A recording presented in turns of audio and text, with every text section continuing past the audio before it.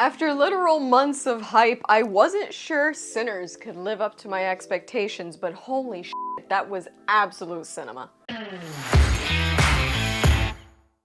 Hi y'all, SnarkyJay cosplay here.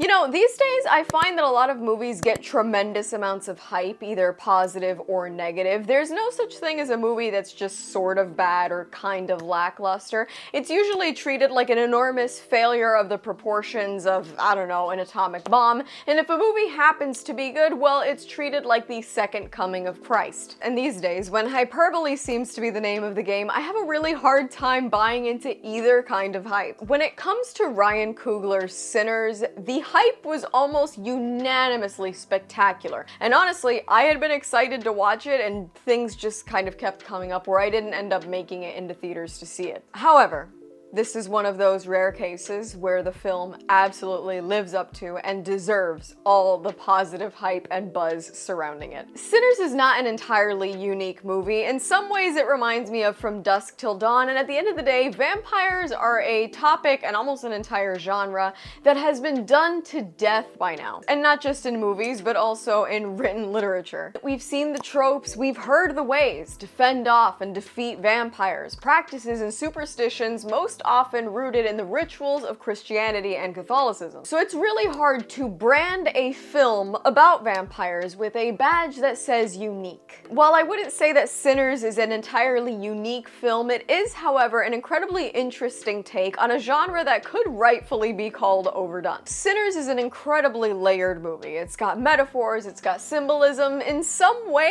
it almost leans into an incredibly self-aware B-movie with some of the humor and tropes that we get to see, but that's on some rare occasions. When this movie needs to, it brings an entirely non-pretentious artistry to vampire battles and blues music in a way that I think only Ryan Coogler could have accomplished. This film brings not only a fresh take on a familiar genre, but it also brings in tremendous amounts of really interesting symbolism. It's got a great soundtrack, beautiful cinematography, and phenomenal performances. And with all those positives, if you're thinking I'm going to lowball this film and give it a 6 or 7 out of 10, you would be wrong. Sinners actually earns a whopping 9 out of 10 for me, which is an incredibly rare rating for me to give. I don't often give out really high ratings like that, but I absolutely loved this film. I am so happy it exists. Let's jump right into it. If you haven't seen Sinners, there's going to be spoilers for the film kind of sprinkled throughout. I'm really gonna get into the meat and potatoes of this one because I feel like there's a lot to unpack with this film.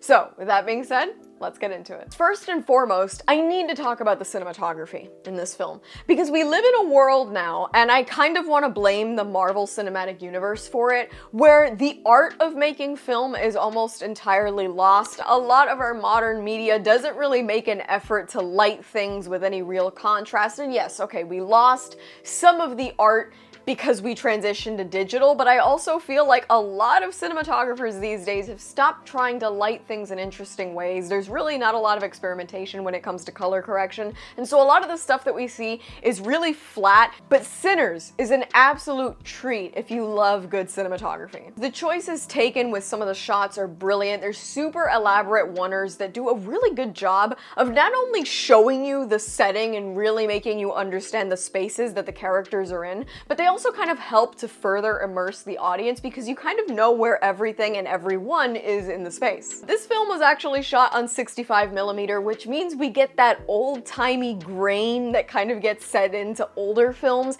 and it really adds a sort of dreaminess to the film that wouldn't exist otherwise. Like I was alluding to earlier, I also really like the lighting in this film. It feels incredibly purposeful. We get some really nice shots, and a lot of the lighting actually kind of serves to enhance certain characters' motivations. I just felt like most of the cinematography with this movie was very much done really well in ways that have basically fallen to shit over the past 20 or so years. Admittedly, I have a love-hate relationship with this movie's sound. The music in this film is actually a tremendous accomplishment to me. Ludwig Göransson is to thank for that, and if that name sounds a little bit familiar or doesn't, it should actually sound super familiar because he is the genius behind the theme for The Mandalorian. He's also previously worked with Ryan Coogler on the Creed franchise as well as the 2 Black Panther films, and he also did Christopher Nolan's Tenet. As a band geek, hear me out on this. One of the things things that I really love about Ludwig Göransson's work is that if you follow some of the different scores that he's done, he tends to really make a meal out of investing in the culture and the traditions that he's trying to embody. And so he often combines traditional beats and instrumentation with a more modern thing. So with the Mandalorian theme, for instance, he eventually brings in electric guitar, which adds a really interesting touch. And he does a lot of that here with Sinners. This movie is really heavy on not just like river dance music, which comes in every once in a while, but the main focus of this film is blues.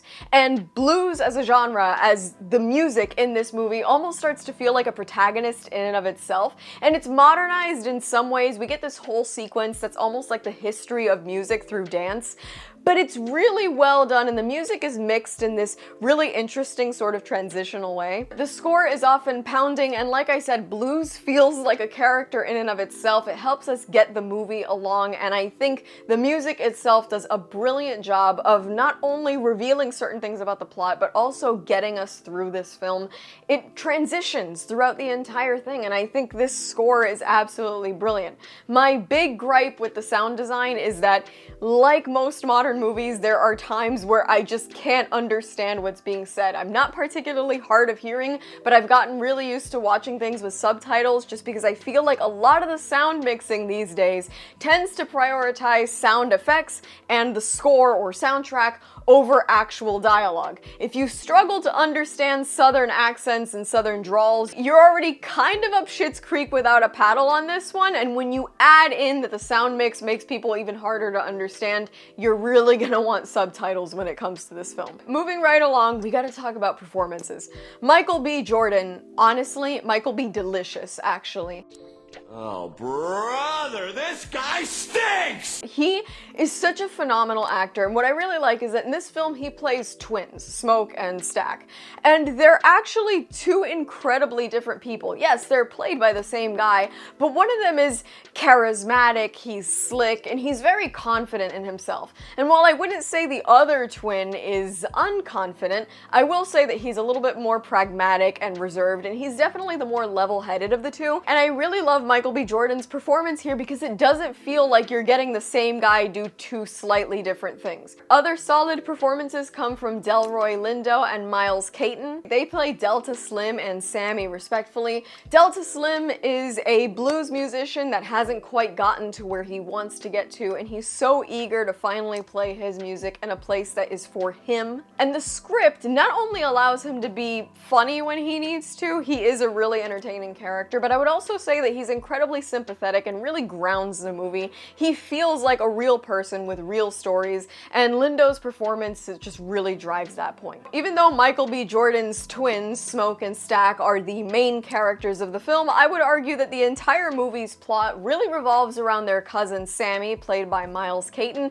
This is actually his acting debut, and he does an absolutely phenomenal job in this role. Not only does he have a beautiful voice and a real talent for music that gets displayed in this film, but he also has an almost fish out of water nature about him. He kind of feels like he's moving through this movie with us, and when starts, going awry with vampires, it's not like he kicks into action like some Rambo-style action star. No, he almost feels just as lost as the rest of us would be, and it really takes an effort for him to sort of fend off this supernatural entity that has come for him. His struggle not only to continue playing his music, but also to survive, makes him an incredibly interesting character, and it makes for the ending of this film to be that much more satisfying, and we'll get into that in just a few minutes. I also want to hype up two spectacular women in this film, one of which is Wunmi Musaku. She plays Smoke's estranged ex-wife Annie. She's also a hoodoo conjurer and an incredibly unique voice of reason through this film. And I don't know where I would be in reviewing this movie without also acknowledging Haley Steinfeld, whose every line made me feel like I needed to both cover my ears and eyes when she started talking, because holy shit,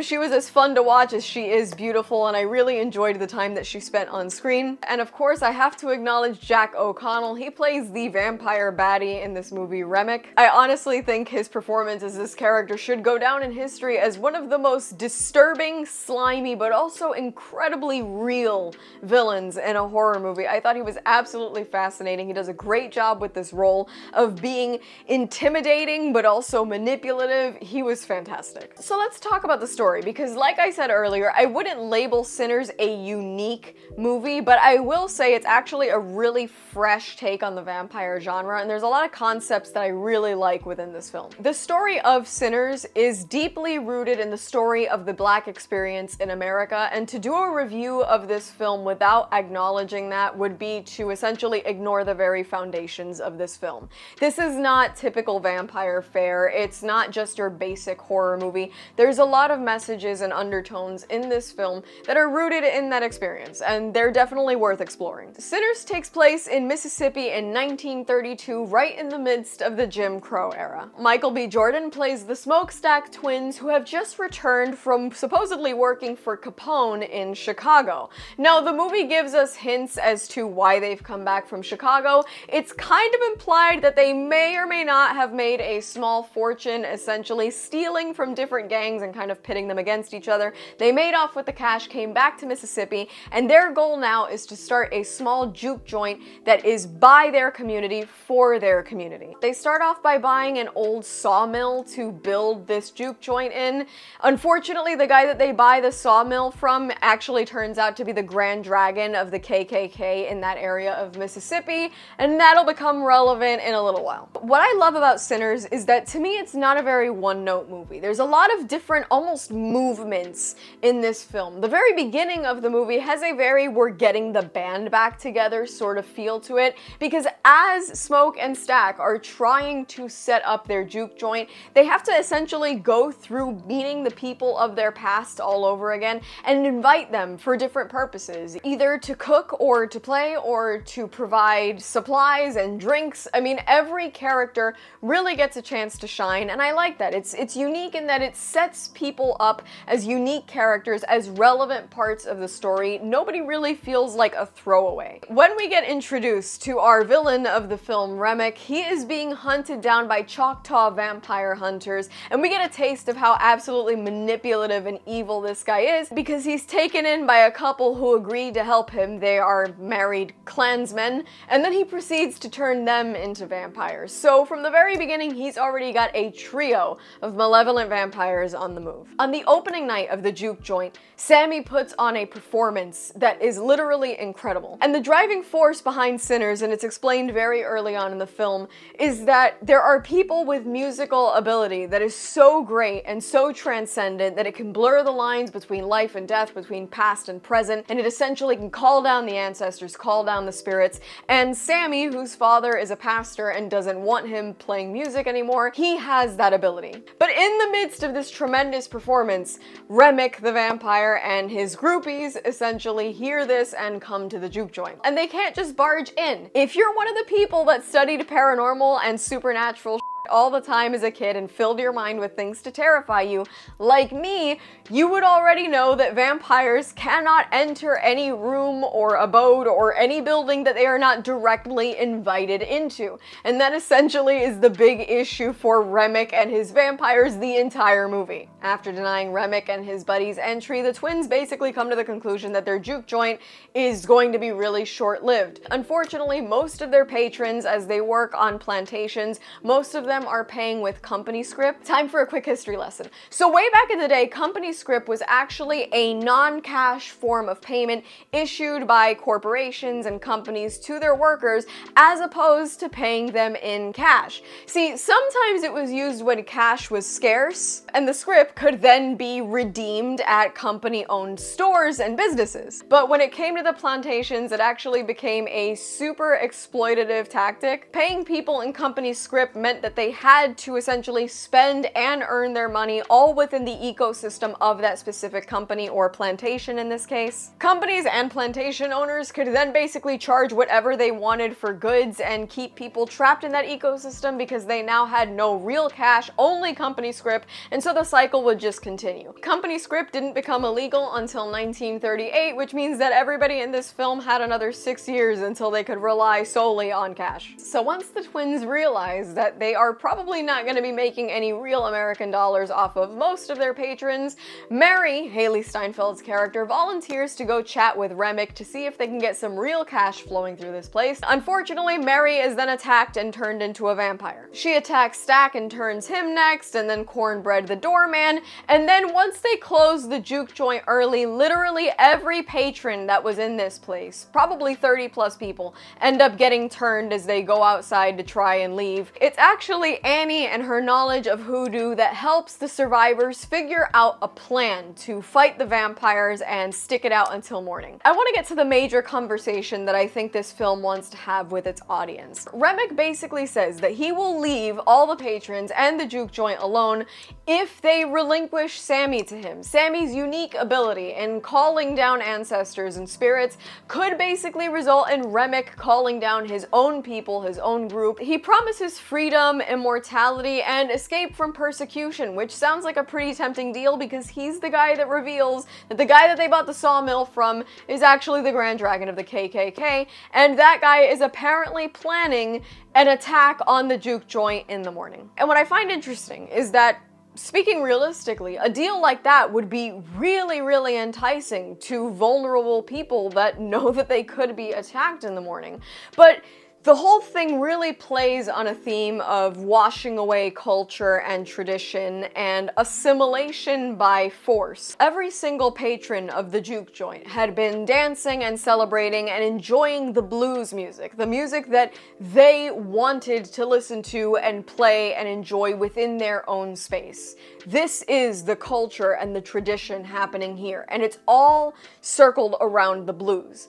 And yet, as they are turned into vampires upon exiting the juke joint, they actually have an entire sequence where they join Remick in an Irish river dance. Something so out of step, so completely different from what was going on when they were playing music by themselves for themselves. Remick may be bringing some great promises. He might also be promising security, and he might also be promising abilities that would allow for them to protect themselves against the evils of people like the Klan. But he's also tearing away their own cultures and practices and almost making them forget who they are and assimilate to his own culture. He's looking to rebuild this vampire cult that he has, and he's just pulling everybody into his orbit. And so what's revealed here is the theme of Remick and his vampire cult essentially being a metaphor for whitewashing. He may be offering safety through assimilation, but at the cost of their already established community and their unique identity. Honestly, I think the combo of these themes and the way that they play out is actually really well done and a unique concept. I think the ending of this movie is probably the only weak point to me, purely because it does devolve into this big vampire battle where they're all eventually incinerated by the sun. It kind of feels like a blend of too much chaos and also a little bit too convenient. I will say that we do get a pretty good audience applause moment for Smoke. When the sun rises, he waits for the Klansmen, and he basically takes up a squad of them on his own,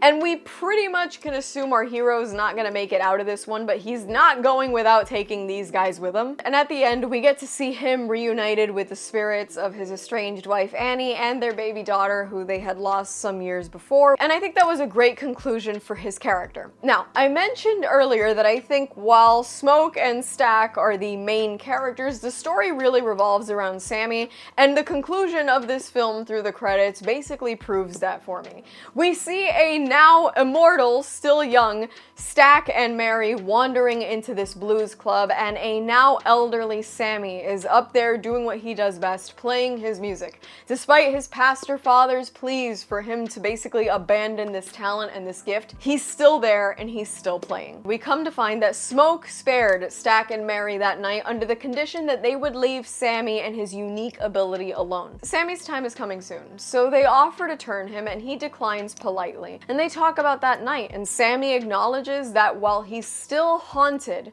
by the events of it, everything before the violence has basically made it the greatest day of his life. That night that he spent playing his music in a place with his people. They were listening to the music that they liked, playing it, engaging with each other. And there was no fear of judgment or persecution because they were in a place that they had built themselves. And Stack agrees and points out that it was the last time he'd seen his brother, the last time he'd seen the son, and it was maybe the only time in their lives that they had ever truly been free. And I think it's really interesting because if we look at the dichotomy of these characters here, we have Sammy, who is aging, his health is failing him, but he's committed his entire life to his art. And even though no night was ever as good as that one, he's basically kept his best thing, his talent, his art, his love for music close to his heart, and he's lived what we can assume is a fairly full life despite the circumstances. And Stack, who, yes, is young and has Mary at his side, but he's basically lived half a life. He's spent the last years missing the truest form of family he's ever had in his twin brother. He's spent it avoiding the sun, and he's essentially traded his freedom for the immortality. If you listen to that conversation, it proves that this movie is not about vampires and the blues specifically. This movie is about stolen freedom and oppression. And I mentioned earlier that everything about this film is intrinsically tied to the Black experience in America and the history of oppression here. But to be completely honest, it's well done. And I don't think that every film has to be a perfect mirror for you to find something that you can relate to in at least a small way. I think if you look into this movie and think there is absolutely nothing here for me, this is 100% not about me because I'm white and this has nothing to do with me, I think you're doing the entire film and yourself a disservice. There is so much to explore with this film, symbolically, metaphorically, and even if you can't relate to it, not every piece of art has to be related to be appreciated. And I think Sinners is one of those rare pieces of art that is somehow modern and classic and interesting and poignant and fun and tragic. I wouldn't say it's just a movie. I honestly feel like it's kind of an experience. And I really enjoyed this movie. So that being said, my rating for Sinners, again, is a 9 out of 10. I am so happy that this movie exists. I'm looking forward to giving it a couple more watches in the future to see if I can find any more Easter eggs or hidden symbols and really kind of delve into the art of this movie. Great performances, great cinematography, just a beautiful film overall. If you haven't seen it, do yourself a favor, it's out on digital, check it out. And make sure if you do watch it, you keep your garlic, holy water, and wooden stakes close by you, and a guard dog wouldn't hurt either. And that's all from me. I've been SnarkyJay. Thank you so much for watching. Please don't forget to like and subscribe. For more SnarkyJay, be sure to check me out on Instagram, and if you'd like to support me, this channel, and my content creation, do check out and consider subscribing to my Patreon for exclusive photo shoot sets and cosplay content. I'll add links to all of those in the description below. And let me know your thoughts on Ryan Coogler's Sinners in the comments below.